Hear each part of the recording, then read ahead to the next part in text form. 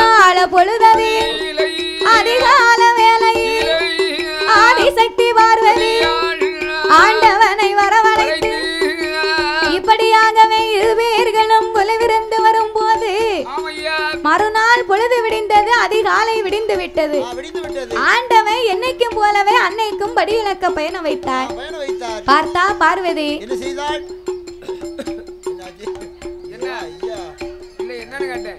நீ சத்தம் போட்டேன்னு வைகி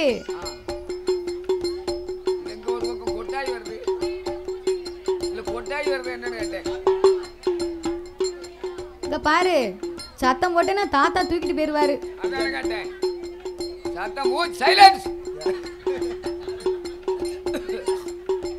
மறுநாள் பொழுது விடிந்தது ஆண்டவன் மறுபடியும் படி இழக்க பயணம் வைத்தார் அப்படியாகவே பயணம் வைக்கும் போது பார்வதியும் ஆண்டவனுக்கு படி அரிசி எடுத்து கொடுத்தார் பகவானும் படி இழக்க வேண்டும் என்று பயணமாய் புறப்பட்டு வந்தார் அப்படியாகவே புறப்பட்டு வரும்போது பார்வதி நினைக்க இந்த ஆண்டவனுக்கு என்னைக்குமே நாம படி அரிசி எடுத்து கொடுக்கிறோம் இந்த ஆண்டவனும் படி இழந்து வருகின்றார் ஆனா கைலாசத்துக்கு திரும்பி வரும்போது ஒரு அரிசி கூட மிச்சம் இல்லாமத்தனை இந்த ஆண்டவன் படி இழக்காரு அப்படி என்ன இந்த ஆண்டவன் படி இழந்திருக்க முடியும் ஒருவேளை படி இழந்துட்டு வாராரா இல்லை படைத்த மனுக்களை எல்லாம் இவர் பட்டினி போட்டு தான் வாராரா இன்றைக்கு நாமல் இவரோடு சென்று இறைவனுடைய படி இழப்பையே பார்க்க வேண்டும் என்று அந்த ஆண்டவனை அழைத்த பார்வதி சாமி ஆண்டவனே பகவானே ஆண்டவனே பகவானே உங்களோட படியளப்பை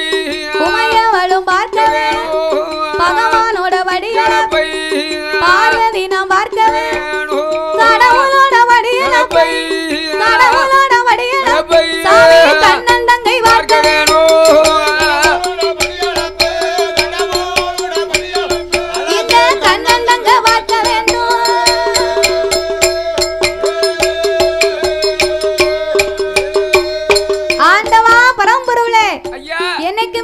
படியிலக்கு போனா பார்வதி நான் ஒத்தையில இருக்கேன் அதனால உங்க கூட வந்து உங்க படியிலப்பு இன்னைக்கு நான் பார்த்தே ஆக வேண்டும் ஏய் பார்வதி என்னைக்குமே ஆண்டவே நான் தான படியிலக்கு போவேன் இன்னைக்கு நீ என்னோடு வருகிறேன் என்று சொல்லுகிறாய் அம்மா உன்னை நான் அழைத்து செல்வதிலே ஒரு குறையும் இல்லை ஆனாலும் நான் படி இழக்கும் இடத்துல உலகத்தை ஒரே விதமாக படைத்து உள்ளேன் உலகத்தை ஒரு விதமாக படைத்தாலும் வாழும் மானிட மனுக்களை நான் பலவிதமாகவே படைத்து உள்ளேன் பார்வதி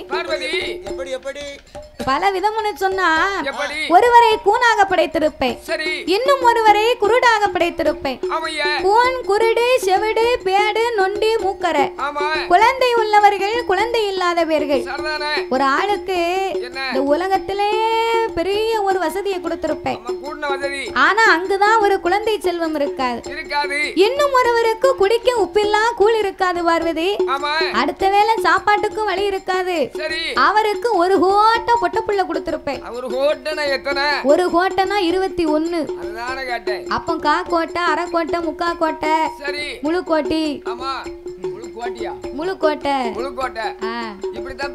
இப்படித்தான் பெத்து எடுத்திருக்காங்க அந்த காலம் பைத்தியாரவே காலம் நீ அப்பந்தானே பிறந்த ஆண்டவன் கொடுக்காமட்டு மட்டுப்படுத்த தெரியாம 22 பிள்ளை 23 பிள்ளை அடேப்பா அப்படி பெத்து எடுத்தாங்க கடவுள் கொடுக்காருன்னு அந்த காலம் வந்து இது ஆம்பளை பிள்ளையா இருக்காதா இதற்கு அடுத்து ஒரு ஆம்பளை பிள்ளை இருக்காதா எதிர்த்த வீட்டுக்காரு 7 ஆம்பளை பிள்ளை வச்சிருக்கா நம்ம ஒரு ஆம்பளை பிள்ளைய பெத்து எடுக்க வேண்டாம் அப்படின்னு போட்டி இது ஆம்பளை பிள்ளையா இருக்காதான்னு 21 வரைக்கும் பெத்து எடுத்திருக்கா அந்த காலத்துல.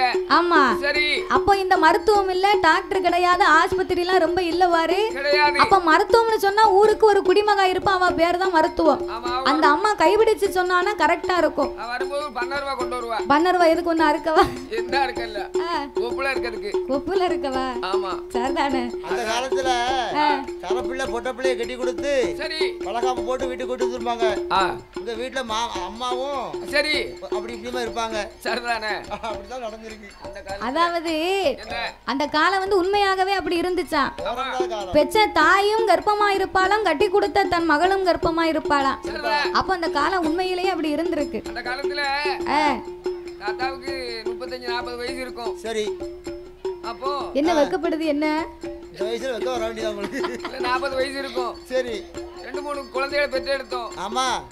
அப்போ சரி ஒரு டாக்டர் இங்க வாடா, என்ன உனக்கு எத்தனை குழந்தை இருக்குனாரு? எனக்கு 3 குழந்தை இருக்கு. 3 குழந்தை இருக்குனாரு. சரி இதுக்கு மேல உனக்கு தேவையில்லை, இன்னும் வேண்டாம் அப்படின்னு சொல்லி அம்மா சும்மா ஒரு ரூமுக்கு கூட்டிட்டு போனாரு. கூட்டிட்டு போயிட்டு என்ன செஞ்சாரு? வரும்போது அது நான் கண்டனும். வரும்போது சரி நல்ல ஒரு பையில 3 கிலோ அரிசி ஒரு 10 முட்டை சரி அதுக்குள்ள மாத்திரை மருந்துகள் கொடுத்தாரு. அப்ப அம்மா உள்ள கூட்டு போய் அறுத்துட்டாங்க. ஆமா, அன்னையில இருந்து பேறுகால செலவே கிடையாது. கரெக்ட். அன்னைக்கு நீ சொல்லக்கூடிய காலம் தான் குடும்ப கட்டுப்பாடு வந்த காலம். அந்த காலம் தான். ஆனா இப்போ உள்ள நேரத்துல அப்படி இல்ல பாரு. இல்ல இப்போ ஆஸ்பத்திரினா கொஞ்சம் நஞ்சம் கிடையாது. ஆமா, இப்போ பல்லுக்கு டாக்டர், கண்ணுக்கு டாக்டர், மூக்குக்கு டாக்டர், தொண்டைக்கு டாக்டர், எலும்புக்கு டாக்டர், நடம்புக்கு டாக்டர், முடிக்கு கூட டாக்டர் வந்தாச்சு. அதுக்கு டாக்டர் வந்தாச்சு. தலைமுடிக்கு கூட இப்போ டாக்டர் வந்தாச்சு. ஆமா, முடி இல்லன்னு வைங்க. முடி இல்லன்னா அத வச்சுக்கிட. ஒட்டு முடி இல்ல, பின்னால இருக்கிற முடிய வெட்டி இந்த நாத்து நடுவாங்க பாரு, அத மாதிரி முன்னேத்தில ஒட்டி வச்சாச்சுன்னா அது முளைச்சிருமா. அதானே கேட்டேன். இப்ப நிறைய பேர் 50,000 ரூபாய் 1 லட்சம் ரூபாய் செலவு பண்ணி இப்ப வச்சுக்கிட்டு இருக்காங்க. அது இப்ப ஃபேமஸா ஓடிக்கிட்டு தான் இருக்கு. அதனால இப்ப உள்ள காலத்துல காலங்கள் மாறி போச்சு, கம்ப்யூட்டரும் பெருத்து போச்சு. அப்போ அந்த காலம் வந்து ஆதிபராசக்தி சரி இந்த ஆண்டவன் கூட வாரம்னு சொன்ன உடனே எவ்வளவோ சிவபெருமான் சொல்லி பார்க்கார். நான் உலகத்தை ஒரு விதமா படைத்தாலும் மானிட மனுக்கள் இப்படி எல்லாம் பல விதமா இருக்கும் பார்வதி. அவருக்கு என்ன ஆச்சு, இந்த ஆளு ஏன் இப்படி இருக்காரு, இந்த பையன் ஏன் இப்படி பேண்ட் போட்டிருக்கான் அப்படின்னு நீ போயிட்டு வா. நீ போயிட்டு வா. இல்ல பேண்ட் போட்டிருக்காம்னா ஜீன்ஸ் பேண்ட் போட்டிருக்காம்ங்க. அப்படி விவரமா சொல்லி நான் என்னமோ நினைச்சேன். பேண்ட் போடுறது பெருசு இல்ல, கரெக்டா சிப்ப மாட்டணும். சிப்பு போட்டிருக்கான். போட்டிருக்கானா? நீ அங்கெல்லாம் ஏன் பாக்க? அதனால நீ பார்வதி என் கூட வந்து என்ன அவருக்கு என்ன ஆச்சுன்னு உன் வாயை வச்சுக்கிட்டு சும்மா இருக்க மாட்டேன். பொம்பளை வாயி ஏ அப்பா, ஒரு 4 ஆம்பளை இருக்க இடமும் சரி, 2 பொம்பளை இருக்க இடமும் சரி, பண்டம் தின்ன வாயி நிக்காது. அதனால என்னோடு நீ வந்து நீ சொன்னா எனக்கு இடைஞ்சல் வந்து சேரும். பகவானோடு வந்தா பழிமோசங்கள் வந்து சேரும் பார்வதி. படி இழக்க வேண்டாம் அம்மா பார்வதி ஈஸ்வரி, என்னோடு வந்தையா இடைஞ்சல் வந்து சேரும் அம்மா, கடவுளோடு வந்தையா கவலை வந்து சேரும் அம்மா, பகவானோடு வந்தையா தாயே பழிமோசம் வந்து சேரும்.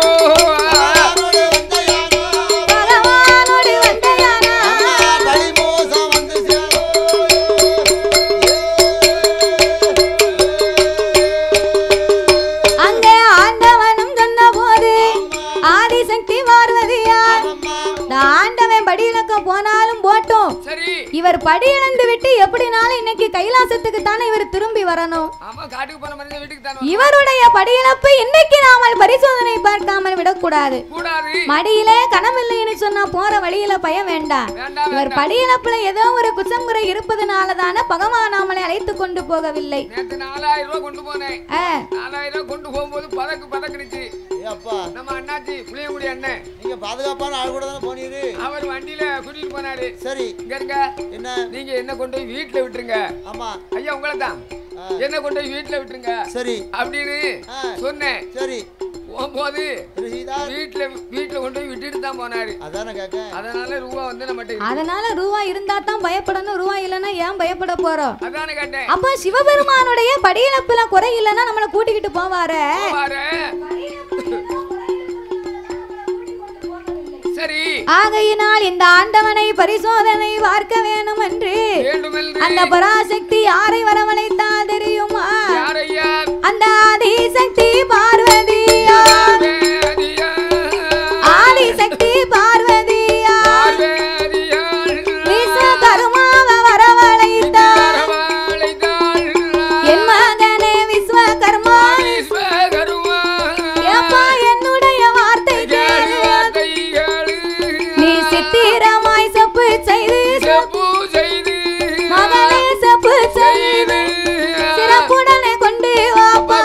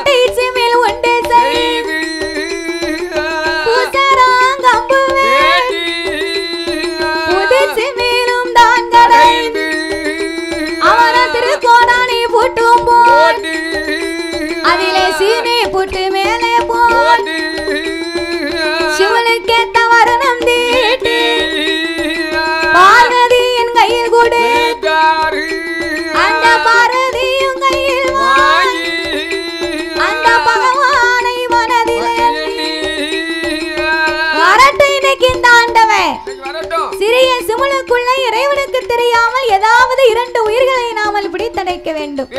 சிவனுக்கு தெரியாமல் பிடித்தடைக்கும் உயிருக்கு அவரால் எப்படி படியிழக்க முடியுதுன்னு பாப்போமே. என்ற ஆதிபராசக்தி அம்பிகை அங்கையர் கண்ணி அகிலாண்ட கோடி பிரம்மாண்ட நாயகி அவள் கைலாசத்திலே சுற்றும் முற்றும் பார்க்கும் போது சிறிய சிவனுக்குள்ளே எதை பிடித்தடைக்கலாம்? சிறிய சிவனுக்குள்ள எதை பிடித்தடைக்கலாம் ஐயா? ஆனையை பிடிச்சு அடைக்க முடியுமா? முடியாது. குதிரையும் அடைக்க முடியாது.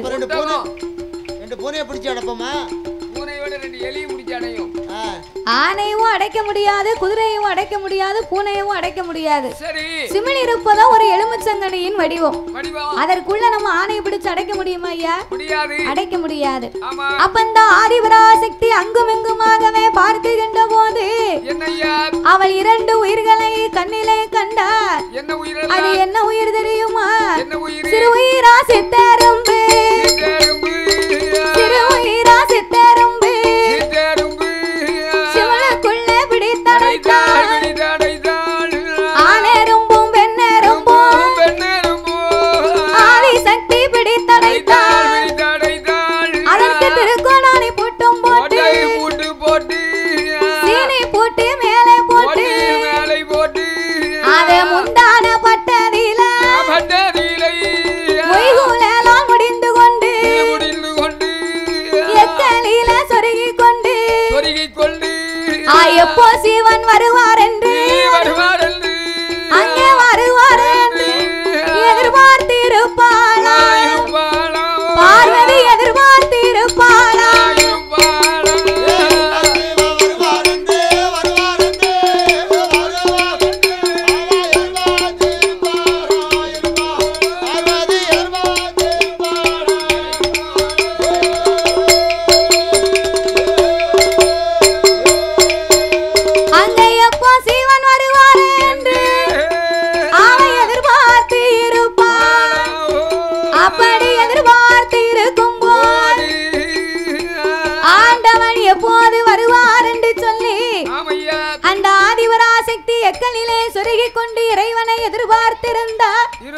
இறைவனோ படி இழந்து கைலைங்கிரி மலைக்கு வந்தார். என்னைக்குமே பார்வதி நம்ம வரும்போது சிரிச்ச முகம் சீதேவியா நிப்பா. பாத பூஜை முடிப்பா நமக்கு பணிவிடைய செய்வார். இன்னைக்கு பார்வதியும் தாங்கல நமக்கு பணிவிடையும் செய்யலையே. இவ எங்க போனா? ஆண்டவன் கைலைக்குள்ளே வந்து வார்த்தார். பார்வதா தேவி மனக்கவலையோடு மகாதேவன் முன்னால் இருக்க பகவான் பாக்காரு. பார்வதி ஒரு நாள் இப்படி காலை நீட்டி உட்காரவே மாட்டா. இன்னைக்கு ஏன் இப்படி இருக்கா?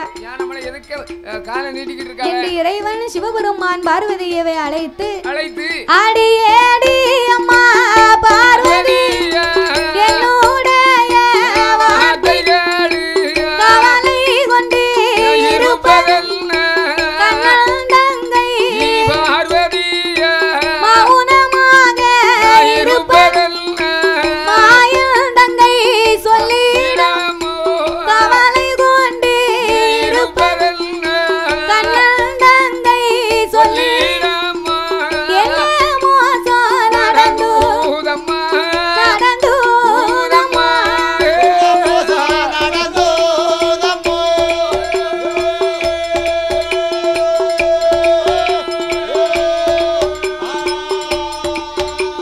அடி ஈஸ்வரிய பார்வை பார்வை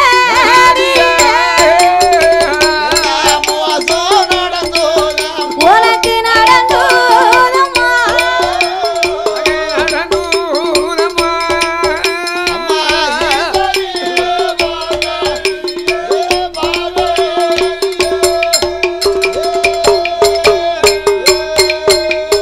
அடியே பார்வதி ஒரு நாள் இப்படி இருக்க மாட்டி இன்னைக்கு மௌனமும் கவலையுமா இருக்கிறியே என்னவென்று சொல்லம்மா. ஒருவேளை தேவர்கள் மூவர்கள் திரு இடுக்கம் செய்தார்களா? மூவர்கள் யாவரும் உன்னை முடிவணங்கி நமஸ்கரிக்கவில்லையா? ஆண்டவா பரம்பொருளே, 7 14 உலகத்திற்கும் இறையனுக்கும் இறைவனின் மனைவி அல்லவா நான்? அப்படி இருக்கும் போது உங்க அருளால் எனக்கு ஒரு குறைகளும் அல்ல. ஒரு குறைகளும் அல்லன்னா நீ ஏன் இப்படி இருக்க? நீங்க இன்னைக்கு உலகமெல்லாம் படி இலக்கம்னு போனீங்களே, எந்த உயிருக்கெல்லாம் இறைவன் நீர் படி இழந்து வந்தீர்? அடியே பார்வதி, உலகத்தில் என்னால் படைக்கப்பட்ட மனுக்கள் அத்தனைக்கும், கல்லுக்குள் இருக்கும் தேரைக்கும், கருப்பையுக்குள் வாழும் சிசுவுக்கும், முட்டைக்குள் உருவாகும் குஞ்சுக்கும், மாங்கொட்டைக்குள் இருக்கும் வண்டுக்கும் நான் படி இழந்திருக்கேன் பார்வதி. என் மீது உனக்கு என்ன சந்தேகம்? ஆண்டவா சிவபெருமானே, எல்லா உயிர்களுக்கும் படி இழந்தேன் என்று இறைவன் நீர் சொன்னாலும் இன்னைக்கு ரோட்ல சில பேர் சோறோ சோறு கஞ்சியோ கஞ்சின்னு சொக்கி திரியுதாங்களே, எதுக்கு பார்வதி? அவங்க எல்லாம் ஏன் அப்படி இருக்காங்க தெரியுமா? யார் ஒருவர் என்னை மதியாமல் தலை வணங்காமல் இருக்கிறார்களோ அவர்களுக்கு ஆண்டவன் ஒருபோதும் நான் படி இழப்பதில்லை. சிவன் சித்தன் இல்லாதவன் அவன் சுத்தப்பட்டினை பார்வதி. அன்னத்தை மதிக்கணும், தண்ணீரை மதிக்கணும். நம்ம அண்ணன் சாப்பிடுகிறோம் அப்படின்னு சொன்னா சாப்பிடும் போது ஒரு பருக்கையும் கீழே விழாம சாப்பிடணும், வைக்கும் போது ஒரு பருக்கையும் கீழே விழாம வைக்கணும். அதுக்குத்தான் திருவள்ளுவர் இருக்கிறாரே, திருவள்ளுவர் வள்ளுவரும் வாசிகன்னு சொன்னா சும்மாவா சொன்னாங்க? அந்த கணவன் மனைவி வள்ளுவர் சாப்பிடும் போது இந்த வாசுகி அம்மா இலை எடுத்து போட்டு சாப்பாடு பழுமாறுவாளாம். அப்ப இந்த வள்ளுவருக்கு முதலாவது தலவாழை இலைய விரிப்பா, அதுக்கப்புறமா தண்ணியை கொண்டு வந்து வைப்பா, அதுக்கப்புறமா உப்பு கொண்டு வந்து வைப்பா, சாதத்தையும் படைப்பா.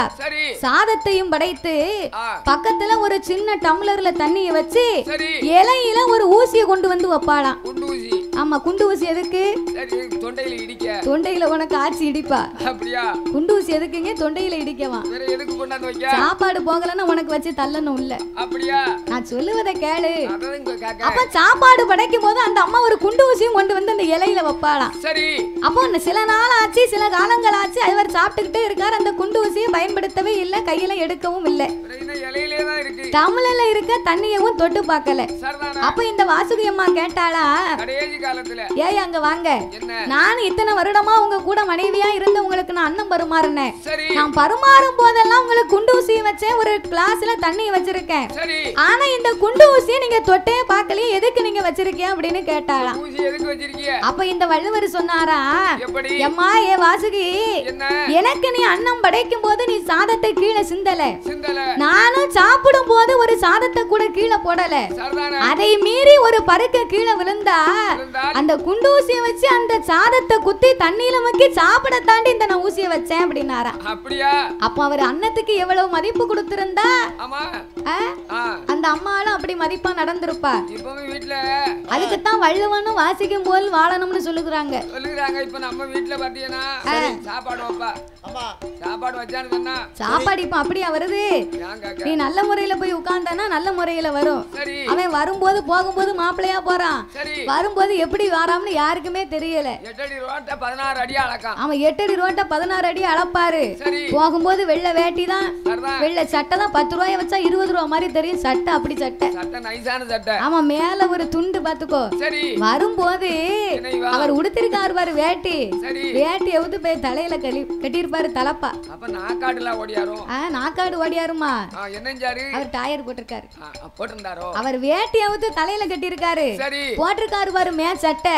அந்த சட்டையை கலத்தி கக்கத்துல வச்சிருக்காரு, தோல்ல போட்டிருந்தாரு துண்டு. வடிவேலு மாதிரி கையில சுத்திட்டு என்ன மிஞ்சு எவமுல இருக்கான், சண்டைக்கு வேலை பாப்போம் தெரியுமா அப்படின்னு நாளைக்கு வர சண்டை இன்னைக்கு எடுத்துருவாரு. வெயில்ல ரொம்ப வேக்காடா இருக்கும், மழை நேரம் அப்படித்தானே வராரு அப்படின்னா என்னத்த சொல்ல. அப்ப இப்படி வந்தா பொம்பளை எனிவா சாப்பாடு எப்படி வைப்பாங்க தெரியுமா?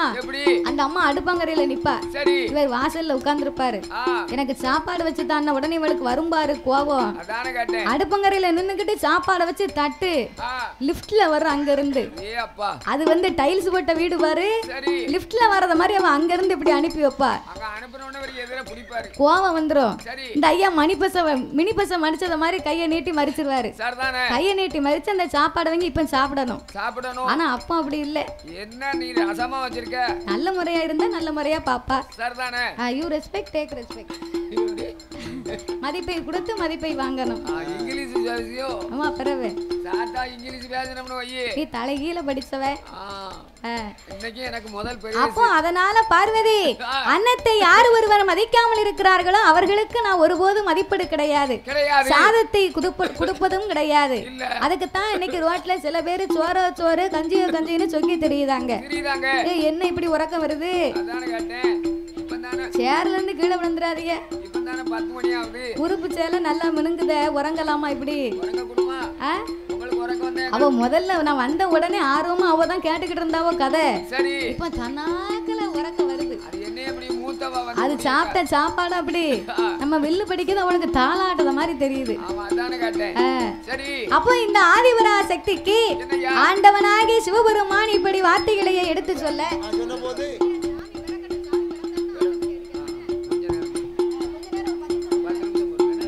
ஆகையினாலே அம்மா பார்வதி என்னால் படைக்கப்பட்ட மனுக்கள் அத்தனைக்கும் ஆண்டவன் நான் படி இழந்திருக்கிறேன் என்று ஆண்டவனாகிய சிவபெருமான் சொன்னபோது ஆண்டவா பரம்பொருளே எல்லா உயிர்களுக்கும் இறைவன் நீர் வடி இழந்தேன் என்று சொன்னாலும் இன்னைக்கு என்னிடத்தில இரு உயிர் பட்டினியாக இருக்கு.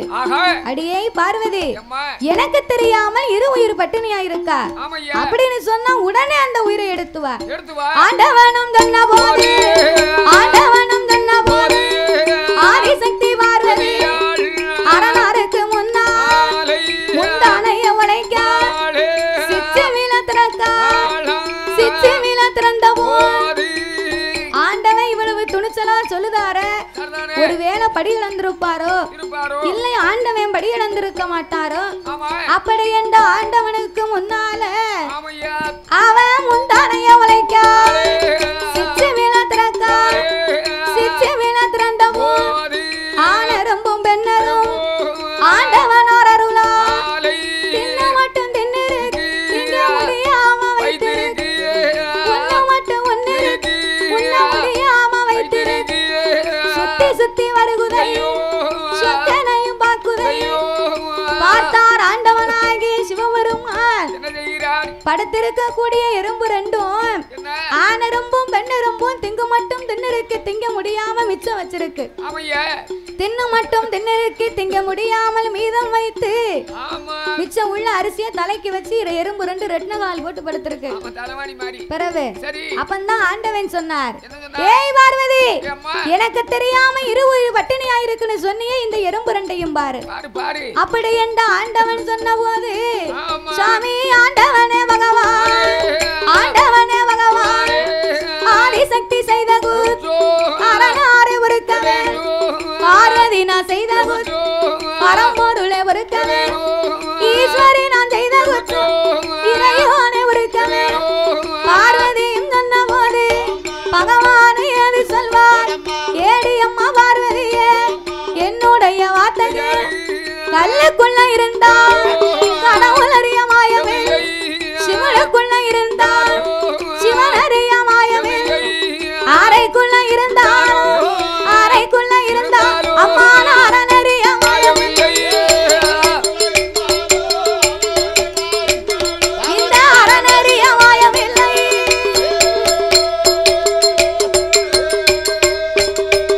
ஏ பகவானும் தன்னவோ ஆதிசக்தி பார்வதி ஆண்டவனே பகவான் அறியாமல் ஆண்டவா உங்களை நான் பரிசோதனை செய்து விட்டேன். சிறியோர் செய்த குற்றத்தை பெரியோர் பொறுப்பது உன் கடமை அல்லவா? நான் செய்த குற்றத்தை நாதான் நீங்கள் பொறுத்தருள வேண்டும். ஏய் பார்வதி ஒருவர் தெரியாமல் செய்த குற்றத்திற்கு மன்னிப்பு கொடுக்கலாம், தெரிந்தே செய்த பாவத்திற்கு யாராவது மன்னிப்பு கொடுப்பாங்களா? நான் எத்தனையும் சொல்லி என் பேச்ச கேட்காம தானே என்ன நீ பரிசோதனை செய்த. அப்பேற்பட்ட உனக்கு ஒருபோதும் மன்னிப்பு கிடையாது. எனக்கு செய்த பாவங்களை நீ என்றைக்கு தீர்க்க போகிறாய் பார்வதி? கொண்டவன பரிச்ச செய்த கொடிய பாவம் எப்பந்தி ஆளனையும் பரிச்ச செய்த அதிக பாவம் எப்பந்தி புருஷனையும் பரிச்ச கொல்ல பாவம் எப்பந்தி காணவன பரிச்ச செய்த கடிய பாவம் எப்பந்தி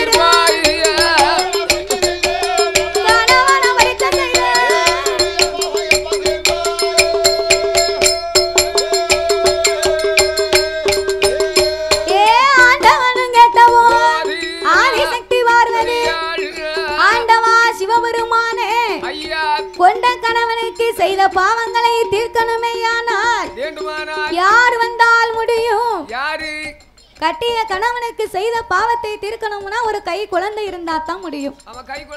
அவ ஏன் அப்படி நினைக்கா தெரியுமா? இன்னைக்கும் பூலோகத்துல பாருங்க, ஒரு ஆணுக்கும் பெண்ணுக்கும் கணவனுக்கும் மனைவிக்கும் சண்டை சச்சரவு இருந்தா பக்கத்துல பிள்ளை நின்னா பிள்ளைய பார்த்ததும் ரெண்டு பேருக்கும் கோபம் எல்லாம் காத்தா பறந்துரும். என் பிள்ளை இருக்கு எனக்கு, நீ எங்கேயும் போவா, எனக்கு என்ன, என் பிள்ளைய பார்க்க நான் இருக்கணும், இவன் வேலையை பாரு, நான் என் வேலையை பார்க்க அப்படின்னா என் அப்பா வீட்டுக்கு நான் 4 நாளைக்கு போறேன், நீ ஒத்தையில உட்கார்ந்து கறிச்சட்டியை தேய்ச்சி கழுவி சோறு பொங்கி சாப்பிடு. ஏன் கழுவ போற? கடைக்கு போவேன், நல்ல பிரியாணியை வாங்குவேன், நல்லா சாப்பிடுவேன். நீ எத்தனை நாளைக்கு சாப்பிட? துட்டு இருக்குது வரைக்கும் தானே. துட்டு இல்லனா அப்ப கறிச்சை சட்டி துட்டு இல்லனா கறிச்சட்டி கை மாத்த அலைன சாம்பலை அள்ளி பூசி அதை தேய்ச்சா தான் தெரியும் பொம்பளை வலி என்னன்னு. அதானே தெரியும். அப்படின்னு அந்த அம்மா அப்பா வீட்டுக்கு போயிட்டானா 4 நாளைக்குள்ள சண்டை முடிஞ்சிடும், பிள்ளைக்காக வாழ்க்கையை ஆரம்பிப்பார்கள். அதைத்தான் இந்த பார்வதா தேவி யோசித்து பார்த்தா. ஆண்டவனுக்கு செய்த பாவங்களை சாமி என்னை 8 நாளைக்குள்ள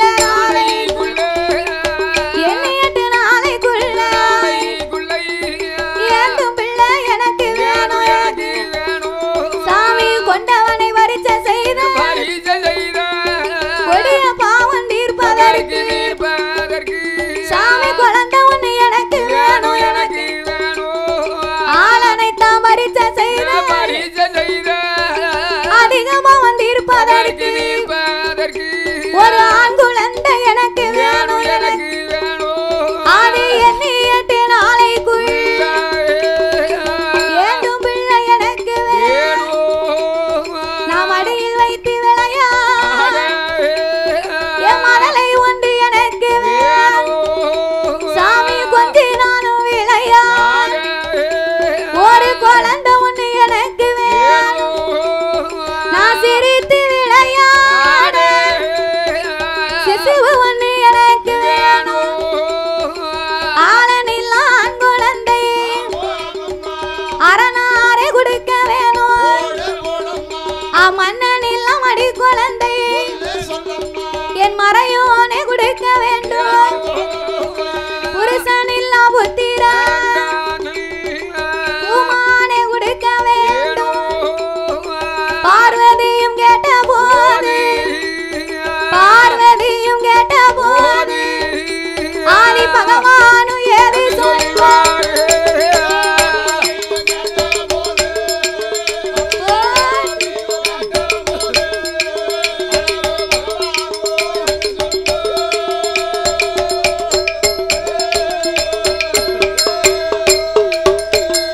எண்ணி 8 நாளைக்குள்ள எனக்கு எப்படியாவது ஏண்டும் குழந்தை ஒண்ணு வேணும், ஆளனில்லா ஆண் குழந்தை, கணவன் இல்லா கை குழந்தை, மன்னன் இல்லா மடி குழந்தை, புருஷன் இல்லாத புத்திரன்.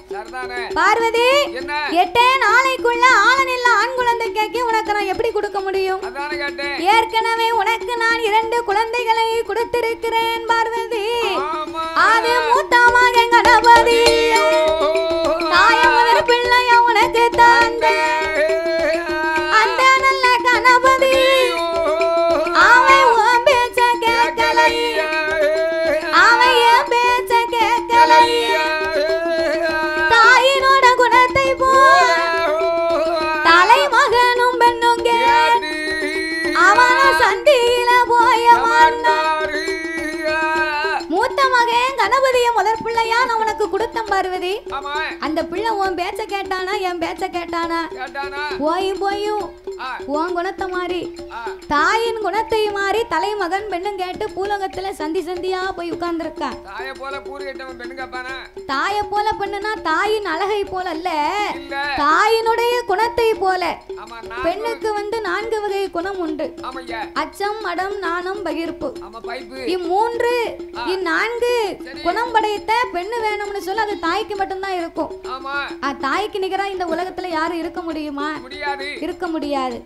தாய்க்கு பின் தாரம்னு சொன்னாலும் அவளுக்கு அடுத்த அந்த அம்மாவுடைய இடத்தை தாரத்தால் மட்டும்தான் ஓரளவுக்கு கொண்டு போய் சேர்க்க முடியும். அப்பவும் தாயினால் செய்ய முடியாத காரியத்தையும் தன் கணவனுக்கு ஒரு தாரத்தால் மட்டும்தான் செய்ய செய்ய முடியும். தாயால கூட சில காரியத்தை பிள்ளைக்கு செய்ய முடியாது. ஆனால் தாரத்தால் அதை செய்து முடிக்க முடியும். அதுக்குத்தான் தாய்க்கு பின் தாரம் இருக்கான். அதனால விநாயகர் பெருமாள் தாயின் குணத்தை மாதிரி எனக்கு ஒரு பெண்ணு வேணும்னு சந்தியில போய் இருக்காரு. தாய்க்கு பின் தாரம் சொன்னா சரி அவன் தான் போயிட்டான், பரவாயில்ல. 16 ரீல் ஓடும். 16 ரீல் படமா? ஆமா படம். அந்த படத்தை யார் சொன்னா? உண்மையிலேயே நான் கதையில சொல்லிக்கிட்டு இருக்கேன். மூத்த மகன் தான் அப்படி போயிட்டான் பார்வதி. இரண்டாவது பிள்ளை வடி வேலவனை உனக்கு நான் இன்பமா தந்தேன். அந்த பிள்ளையும் ஓம் பேச்ச கேட்கல, அவ என் பேச்ச கேட்கவில்லை அம்மா. வள்ளி மேலே ஆசை கொண்டு பழனி மலை அதில போய் அமர்ந்தார். வேலவன் குரத்தி மேலே ஆசை கொண்டு குன்றுதோறும் போய் அமர்ந்தார். நான் மூணாவது பிள்ளையத்தான் இந்த முக்கண்ணனும் கொடுத்தேனானா. அவன் உன்னையும் மதிக்க மாட்டான், தாயை என்னையும் மதிக்க மாட்டான், இந்த உலகத்துக்கு அடங்க மாட்டான். கட்டுக்குத்தான் அடங்க மாட்டான், இந்த கையில இருக்க மாட்டான், அம்மா இருக்க மாட்டான்.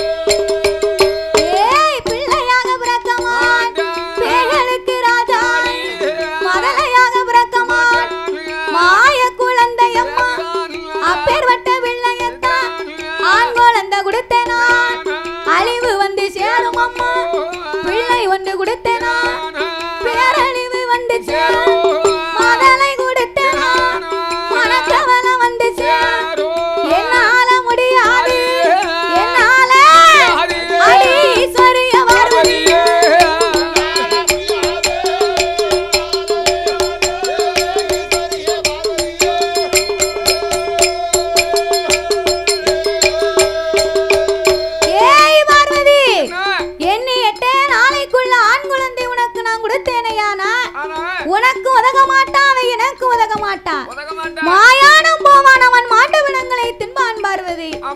தில்லை வனம் போவான் அவன் செத்த வினங்களை தின்பான் அம்மா. அப்பேர்வட்ட நம்ம பிள்ளை நமக்கு வேணுமாடி. ஒரு பிள்ளையின் இருந்தா அது ஆபத்துக்கு உதவணும். ஆபத்துக்கு உதவாத பிள்ளை யாரும் பசிக்கு உதவாத அன்னமும். கோபத்தை அடக்கா வேந்தனும் குருமொழி கேளால் சீடனும். தாகத்தை தீரா தண்ணீரும் தரித்திரம் அறியாத பெண்டீரும். இவர்களெல்லாம் இந்த உலகத்தில் இருந்தும் இறந்தும் பயனில்லை பார்வதி. அதனால நமக்கு உதவாத பிள்ளை நம்ம வாழ்க்கையில தேவையில்லை. நான் சொல்லுவதை நீ கேளு. ஆண்டவா நீ எத்தனை சொன்னாலும் கண்டிப்பா எனக்கு ஏந்து பிள்ளை வேணும்.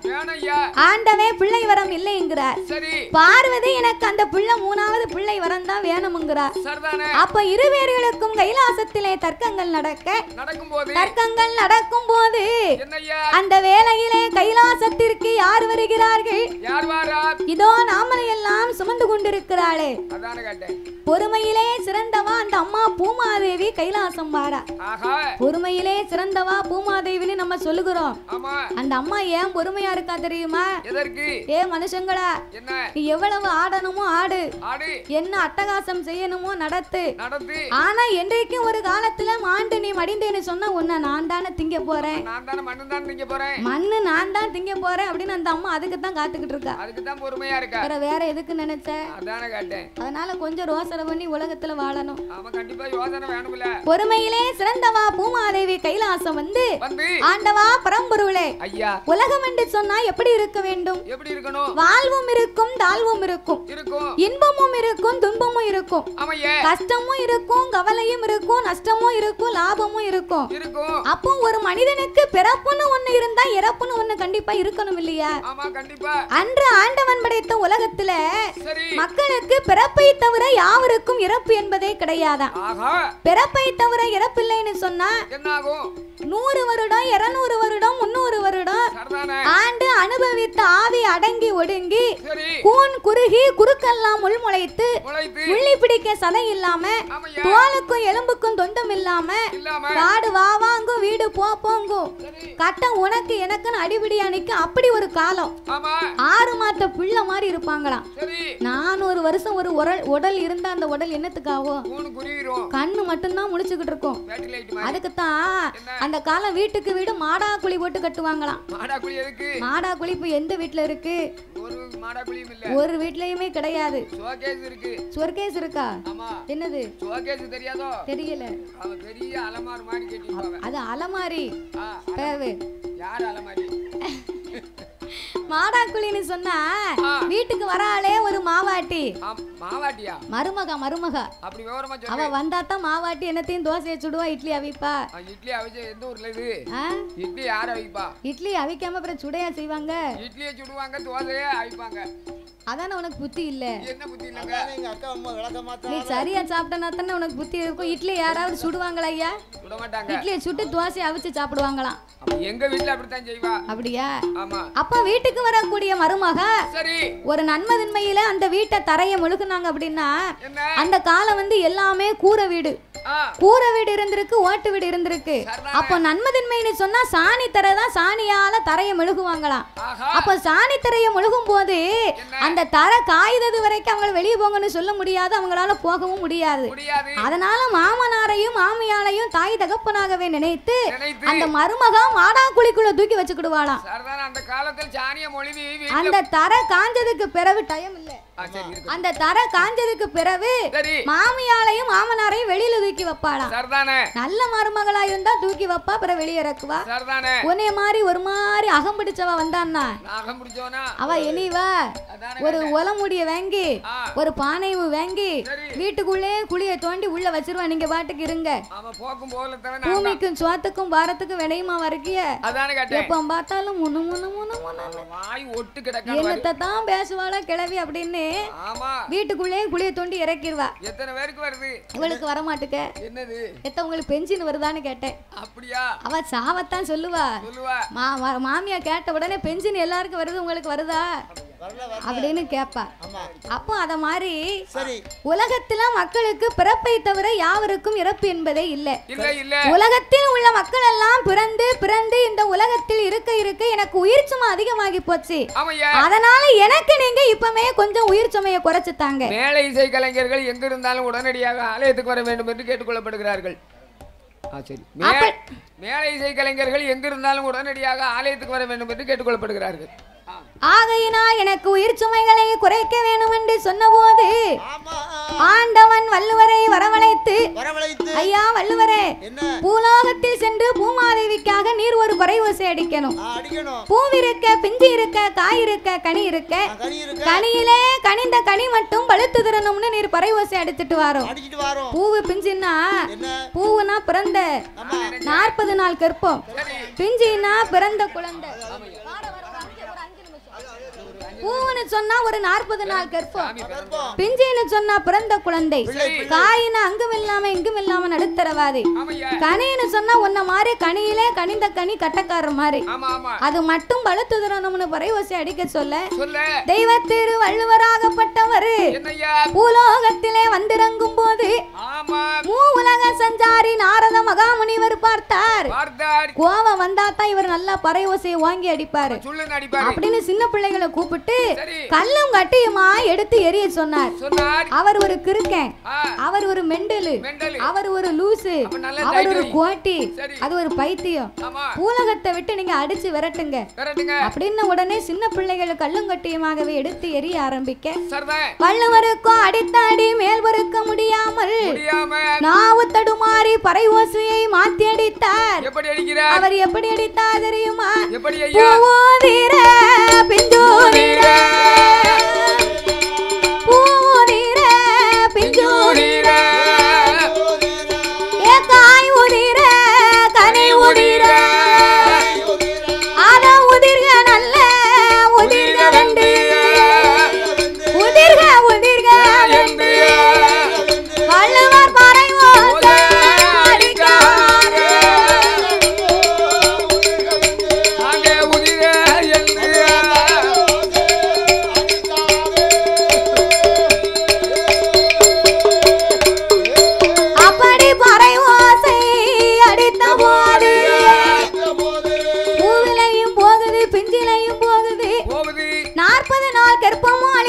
பிறந்த குழந்தையும் ஆண்டு போகுது. மனவடையில இருக்க மாப்பிள்ளையும் ஆண்டு போறாரு. கீழே வீட்டு சின்னாத்தா போனா மேல வீட்டு பெரிய ஆத்தாலும் சேர்ந்து போறா. பேதியில போவானுக்கு ஒத்தையில போக முடியல. இருக்கு மட்டும் ஊர் புறணி பேசுனா கைலாசத்துல போய் பேச ஆள் வேணும் பாரு. அதனால சேர்த்தே கூட்டிக்கிட்டு போறா. அன்னையில இருந்த ஆடு மாடு கோழி குஞ்சு அத்தனைக்கும் உயிர் சேதங்கள் வந்தது. உலகத்துல திடீர்னு அத்தனை உயிரும் ஆண்டு மடிந்த உடனே பூமாதேவிக்கு உயிர் சுமையை காட்டிலும் பிணச்சுமை அதிகமாகி விட்டது. ஒரு ஆளு உயிரோட இருக்கும் போது அவருக்கு உடல்நிலை சரியில்லைன்னா கூட ஒரு ஆளு ஆஸ்பத்திரிக்கு போயிட்டு கூட்டிக்கிட்டு வந்துடலாம். அதே இறந்து பிணமாகிட்டார்னு அவரை தூக்கி சுமக்க முடியாதான். அதான் சொல்லி இருக்கான், தத்தைக்கா புத்தைக்கா 4 காலு, தானே நடக்கையில 2 காலு, உச்சி விளக்கையில் 3 காலு, ஊருக்கு போகும்போது 10 காலு. ஒரு குழந்தை பிறந்து நடக்கணும்னு சொன்னா தான் 2 காலை முட்டி போடும், கையை ஊனும், தத்தி விளையாடும், அதான் 4 காலு. தத்தி நடந்து 4 காலால் விளையாடும். தானே நடக்கும் போது 2 கால்லாம் நடக்கும். பலம் வந்தாச்சுன்னா தான் காலு 2 ஆள நடந்துருவான். உச்சி வெளுக்கையில 3 காலனா வயோதியான காலத்துல கை காலெல்லாம் பதட்டம் கொடுக்கும். கையில் ஒரு ஊன்றுகோல் வேணும். கம்பு இருந்தா தான் உடம்புக்கு தெம்பு வரும். அதான் உச்சி வெளுக்கையில 3 கால். ஊருக்கு போகும்போது 10 காலுன்னா அவரை மையானத்துல கொண்டு போய் அடக்கம் பண்ணணும்னா பல்லாக்குல படுத்திருக்கிறவருக்கு 2 காலு, 4 முக்குக்கும் 4 ஆளு, 4 ஆளுக்கும் 8 காலம், ஆக மொத்தம் 10 காலோட போவார். அந்த ஊருக்கு போனோம்னா திரும்பியே வர முடியாது. அதுக்கு டிக்கெட் கடவுள் கொடுத்தா தான் போக முடியும். எத்தனை பேசினாலும் ரோசக்கார மனசு எந்திக்கவே மாட்டார். ஆமா, அதனால என்னால உலகத்துல இருக்கக்கூடிய பிண சுமையை தாங்க முடியல. பூமாதேவிக்கு பிண வாட இருக்க முடியல, தூக்கி சுமக்க முடியல. ஆனா அப்ப எரிக்கவும் தெரியல, பிதைக்கவும் தெரியல. செத்தாத்தன தெரியும் சுடுகாடு எங்க இருக்குன்னு. திடீர்னு செத்த உடனே என்ன செய்யனே தெரியல. ஊருக்கு கிழக்கே ஈசானிய மூலையிலே வடகிழக்கு திசையிலே கொண்டு வந்து மையம் என்று சொன்னா பிணம். அந்த பிணத்தை எல்லாம் குமித்ததுனாலதான் அதற்கு மையானக்கரைன்னு பேரு. சுடுகாடு, அதுக்கு பேரு இடுகாடு. அப்ப மையான கரையில பிணங்கள் எல்லாம் குமிந்திருக்க பாரங்களை சுமக்க முடியாமல் அவள கைலாசம் ஓடி வந்து சாமி ஆண்டவனே பகவான் நான் உயிர் சுமைய குறைக்க சொன்னேன், எனக்கு பிண சுமையோ அதிகமாச்சு. ஆண்டவா பரம்பொருளே, உயிர் சுமையத்தான நான் குறைக்க சொன்ன, எனக்கு பிண சுமை அதிகமாகி விட்டது. இப்பவே நீங்க மறுபடியும் எனக்கு பிண சுமையை குறைச்சு தாங்க. உமாதேவி நீங்க கவலைப்படாத, நானே உனக்கு நான் குறைச்சு தாரேன். ஆண்டவா நீர் எப்படி ஐயா குறைக்க முடியும்?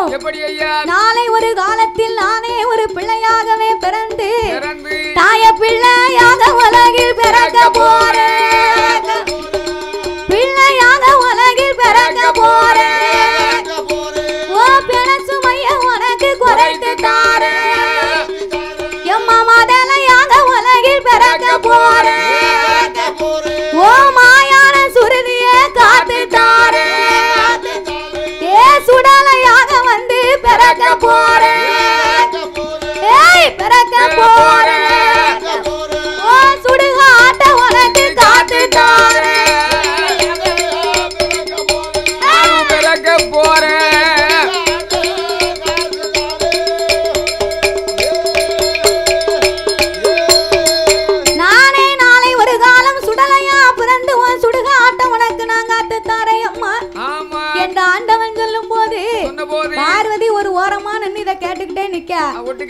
பகவானுக்கு செய்த பாவத்தத்துக்கு நான் ஒரு பிள்ளைய கேட்டேன்னா நீங்க எனக்கு இல்லைன்னு சொல்லிட்டியே.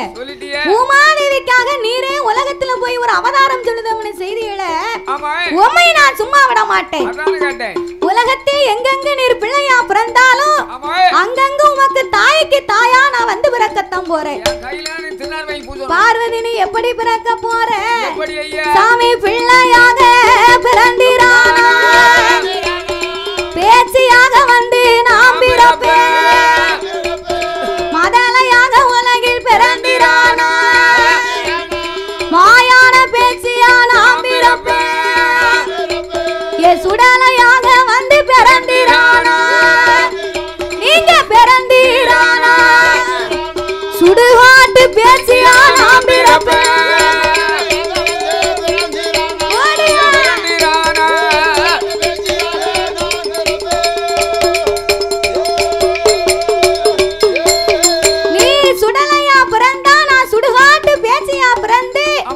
எரியும் பெணத்தை எடுத்து உம்மா வாயில கொடுத்தாத்தா உமக்கு செய்த பாவம் எனக்கு தீரும் என்று பார்வதாதேவி சொன்னபோது அப்பந்தான் ஆண்டவன் சிவபெருமான் சொன்னார், பார்வதி கேட்டதுலயும் தப்பு இல்ல, நமக்கு செய்த பாவத்தை தீர்க்கத்தானே இவ பிள்ளை கேட்டா. பார்வதி உனக்கு என்ன பிள்ளை வேணுமோ கேளு, நான் இப்பமே உனக்கு தாரேன். ஆண்டவா எனக்கு என்ன 8 நாளைக்குள்ள ஆளன் இல்லா ஆண் குழந்தை மன்னன் இல்லா மடி குழந்தை உமக்கு செய்த பாவத்தை தீர்க்க ஒரு புத்திர வாக்கியத்தை எனக்கு தாங்க. 8 நாளைக்குள்ள எனக்கு வேண்டும் இறைவா. பார்வதி ஒரு பிள்ளையை பெற்று எடுக்கணுமானா 10 திங்கள் ஆகும். 10 திங்கள் என்பதுவே 10 மாதம் என்பார்கள். 10 மாதம் உச்சம் பெற்று 300 நாள் திகைந்து பிறக்கும் பிள்ளையே இன்னைக்கு உலகத்துல அரைங்குறையுமா கையுங்கால் ஊனமா பிறக்கு. 8 நாளைக்குள்ள அதுவும் ஆளன் இல்ல ஆண் குழந்தை கேட்டா நான் எப்படி கொடுக்க? நீர் என்ன செய்வீரோ ஏது செய்வீரோ எனக்கு தெரியாது. கண்டிப்பாக ஏந்தும் பிள்ளை வேணும் என்று சொல்ல அப்படின்னு சொன்னா நீ என்ன செய்யணும் தெரியுமா? உலகத்து பெண்களை போலவே பிள்ளைக்காக நீயும் தவம் இருக்க வேண்டும். நான் எங்கே தவம் இருக்க வேண்டும் ஆண்டவா? தாயாயிரங்கால் மண்டபத்திலே நீ கைலாச நல்ல வாசலில, அது வடக்கு வாசல் கோட்டையில, ஆயிரங்கால் மண்டபத்திலே அது 300 சரவிளக்கு, 300 சரவிளக்கு முழு முழுன்னு எரியும் பார்வதி. 400 சரவிளக்கு நலமோடு எரியும். 32ஆம் தூணில தங்க தூணுக்கு முன்னால தூண்டாத மணிவிளக்கு சுடர் விளக்கு எரியும் பார்வதி. மணிவிளக்கு முன்னால் வண்டி போட்டு இருந்து கொண்டு மடியேந்தி நின்றையானா 3 பொறி முத்து பொறி முழு முழுன்னு விழும். சேர்த்து பிடித்தா சிசுவு வந்து பிறக்கும், கூட்டி பிடித்தா உனக்கு குழந்தை வந்து பிறப்பா போ அப்படின்னா. அப்படி என்ற ஆண்டவன் வரம் கொடுத்த போது நாளான நாளையில நல்ல வெள்ளி கிழமையில அது ஆயிரங்கால் மண்டபத்தில் ஆதிசக்தி ஓடி வந்து அது 32ஆம் தூணதில தங்க தூணே முன்னால அது தூண்டாத மணி விளக்கு, மணி விளக்கு ஒரு சுடர் விளக்கு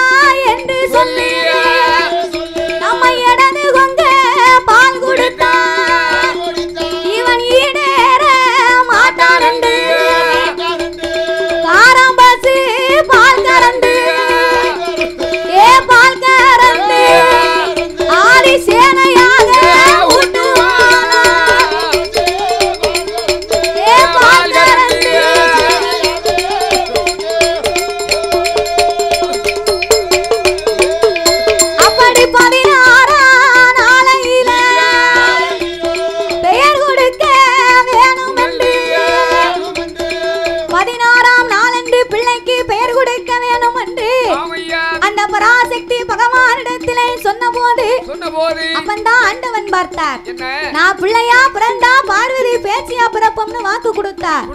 அப்படின்னு 3 பொறியிலே பிறந்த பிள்ளையை முதலாவது பொறியிலே பிறந்த பிள்ளையை ஒரு பெண்ணாகவே பிறவி செய்து ஆண்டவன் அழகாகவே அதற்கு பேர் நாமத்தை கொடுத்தார். அது கட்ட பேச்சு நெட்ட பேச்சு கட்ட பேச்சு நெட்ட பேச்சு காட்டு வேண பேச்சு அம்மா ஏய் மாய பேச்சு வட பேச்சு தாய வட பேச்சு நீய மாயான பேச்சு அம்மா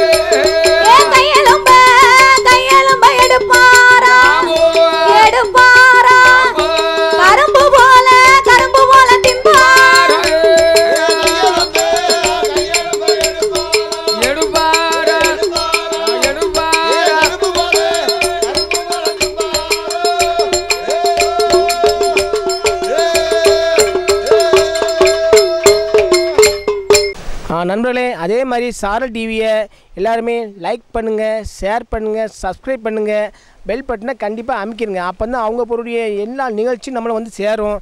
எல்லாருமே பார்த்து குடும்பத்தோடு சந்தோஷமாக இருங்க நண்பர்களே.